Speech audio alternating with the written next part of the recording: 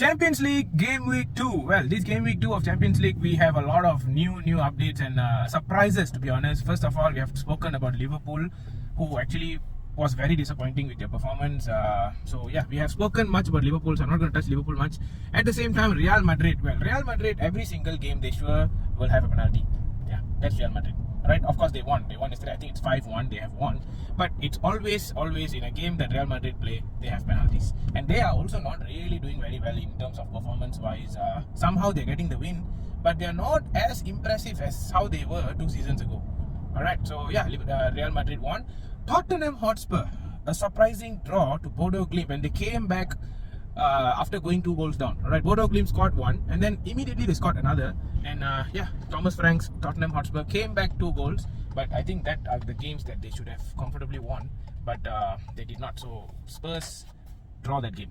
And then on the other side, Arsenal have won against Olympiacos. Arsenal is just a unit, guys. I mean, as long as they can keep this record, as long as they can keep their players fit, I think Arsenal is definitely the contenders for the Premier League and also the Champions League. I'm very, very sure this season Arsenal will definitely win a trophy, and I don't think it's going to be a domestic trophy. It's either the Premier League or the Champions League, and they are capable of doing so. Looking at all other teams' performance so far, I think Arsenal deserve it. Alright, at the same time, Newcastle United have won against Union Saint-Gilloise. I think that's a comfortable win, and they should win that kind of games, right? Newcastle, they deserve no disrespect to the opponent, but Newcastle is a stronger team. They should finish this easily. Alright, another quite disappointing one is Monaco and Man City. Well, Man City draw that game. Of course, Erling Haaland again, man. Erling Haaland, oh my god. If it's not for Erling Haaland, I think City will definitely drop, I think, very far behind. It's Erling Haaland getting 2 goals, and Monaco as well. They've scored, so it's a draw for City. They didn't manage to win, but it's away from home, so it's fine. Alright, it's fine. Another one. Barcelona lost to Paris Saint-Germain. I think the biggest game of the week, Barca versus PSG.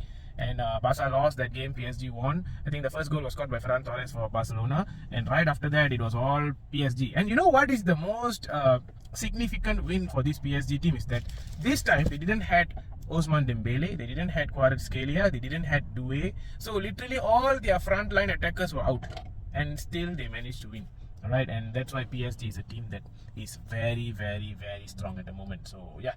All other results we can see Villarreal and Juventus having a draw of 2-2, and then we have Napoli and Sporting where Napoli won 2-1.